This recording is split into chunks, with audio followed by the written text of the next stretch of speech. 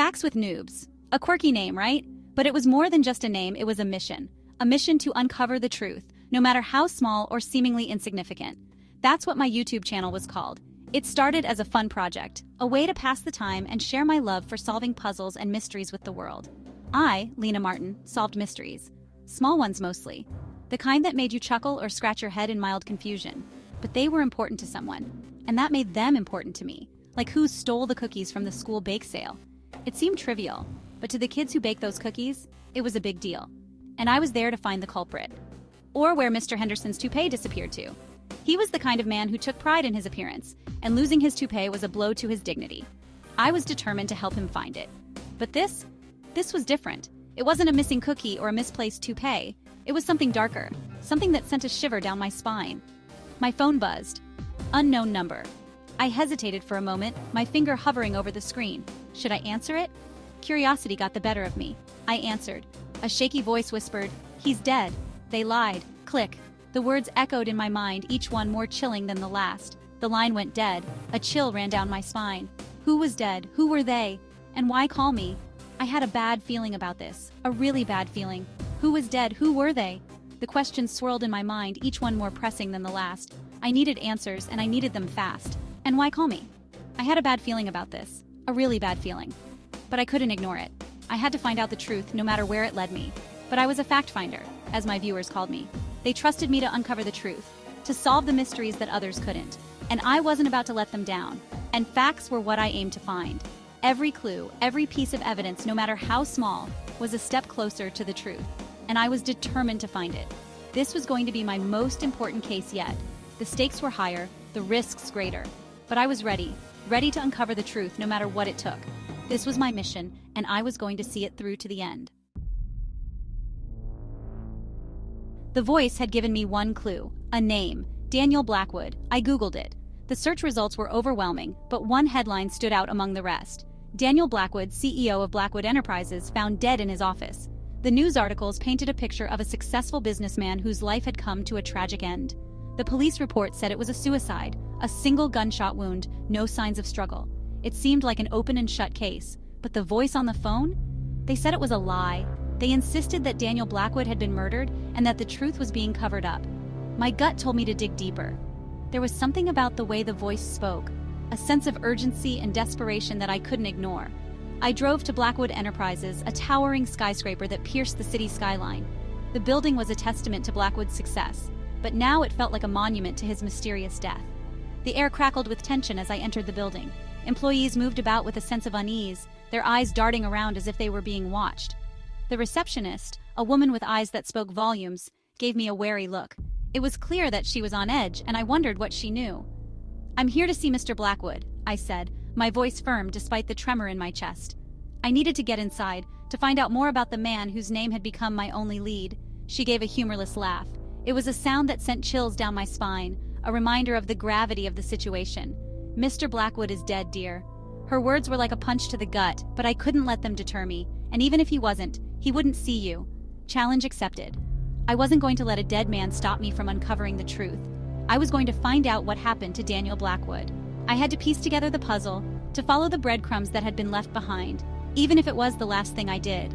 The stakes were high, but I was ready to face whatever came my way. The case had begun, and there was no turning back now.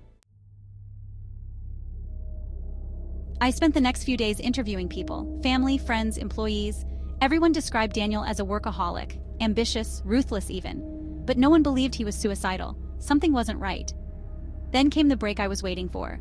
Sarah, Daniel's secretary, contacted me. She was scared. She had found something, a file hidden in Daniel's computer, evidence that he was working on a big expose, something that could bring down powerful people. "They killed him, Lena," she whispered over the phone. "They silenced him. I had to get that file. It was the key to everything. But someone was watching us. Someone who didn't want us to know the truth." The file was password protected, but I had an idea who the password could be. Daniel's brother, Mark. They were rivals in business and life. Mark had the motive, but did he have the guts to kill his own brother? I confronted Mark. He denied everything, but his eyes darted nervously, his voice shaking slightly. He was hiding something. I was sure of it. But before I could press him further, the police arrived. Someone had tipped them off. Mark was arrested, charged with Daniel's murder. The police had their suspect, case closed, but my gut screamed otherwise. Mark was innocent. I could feel it. Section 5. A shocking discovery. With Mark behind bars, I focused on the file. The password turned out to be a combination of Daniel and Sarah's birthdays.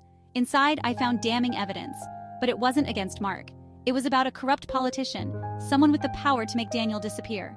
Then it hit me. The voice on the phone. It wasn't Sarah's, it was the receptionist's. She was the one who knew everything. She was the one who wanted the truth exposed. But why not go to the police? Why call me? Unless she was the next target. I had to warn her before it was too late. Section 6. The chase is on. I raced back to Blackwood Enterprises. The receptionist, Emily, was nowhere to be found. Her desk was empty except for a single white envelope. Inside, a handwritten note. "They're on to me. I can't hide forever. Find the truth, Lena. For Daniel." Fear clawed at my throat. Emily was in danger. I had to find her. But where do you start looking when someone is running for their life? I had to think like Emily. Where would she go? Who would she trust? Then it hit me. There was one person who fit the bill. Someone who knew Emily well. Someone who could help her disappear. Section 7. Unmasking the truth. I found Emily at her friend's apartment, a small, cramped space above a bakery. The air was thick with the scent of freshly baked bread, a stark contrast to the tension in the room. She was shaken, but unharmed. Her eyes darted around nervously, as if expecting someone to burst in at any moment. Despite her fear, there was a glimmer of relief in her eyes when she saw me. She explained everything in a hurried whisper. She had overheard a conversation, witnessed something she shouldn't have. Her voice trembled as she recounted the events, the memory clearly haunting her. That's how she knew Daniel's death wasn't a suicide. The details she provided were chilling, painting a picture of a carefully orchestrated murder. She had contacted me, hoping I could uncover the truth. She knew she couldn't do it alone, and time was of the essence. But they were closing in. They knew she was talking. Every shadow seemed to hold a threat, every creak of the floorboards a warning. Time was running out. We needed concrete evidence, something that would expose the real killer and clear Mark's name. The pressure was mounting, and the clock was ticking. Emily had one last piece of the puzzle, a memory card hidden in a book in Daniel's office. She had risked everything to retrieve it, knowing it could be the key to solving the case. It contained video evidence of the politician's crimes. The footage was damning, showing the politician in compromising situations, making deals that were clearly illegal. It was our only hope. This evidence could bring down a powerful figure and finally bring justice for Daniel. The weight of the moment was palpable as we watched the video, knowing that this was the breakthrough we had been desperately seeking. With the evidence in hand, I made the call. The authorities were mobilized, ready to act on the information we had uncovered. The tension was electric, the anticipation almost unbearable. The raid was swift and decisive. The politician was arrested, his crimes laid bare for the world to see. Emily's bravery had paid off, and justice was finally served. As we watched the news report on the arrest, Emily and I shared a look of relief. The truth had been unmasked, and the nightmare was over. For now, at least, we could breathe easy. Section 8. Justice prevails. We snuck into Daniel's office, our hearts pounding in our chests. We found the book, retrieved the memory card. We had what we needed. We contacted the police, this time with irrefutable proof. The politician was arrested, his empire of lies crumbling around him. Mark was released, his name cleared. He looked at me, his eyes filled with gratitude. "You saved my life," he whispered. I just nodded, a small smile playing on my lips. Justice had prevailed. Daniel's death was avenged, but it came at a price. Emily had to disappear. Her life forever changed, but she was alive, and that's all that mattered. Section 9. The Aftermath. The Facts with Noobs episode about Daniel Blackwood's murder became my most popular video yet. It was a story of greed, corruption, and ultimately, justice. But it was also a story about courage, about ordinary people standing up for what's right, even when it's dangerous. My phone buzzed again. This time, it was a message from Emily. She was safe, starting a new life far away. We would probably never see each other again, but we would always be connected, bound by the secret we shared and the fight for justice we fought together. Like and subscribe for more thrilling investigations, because the truth is out there, and I'm coming for it.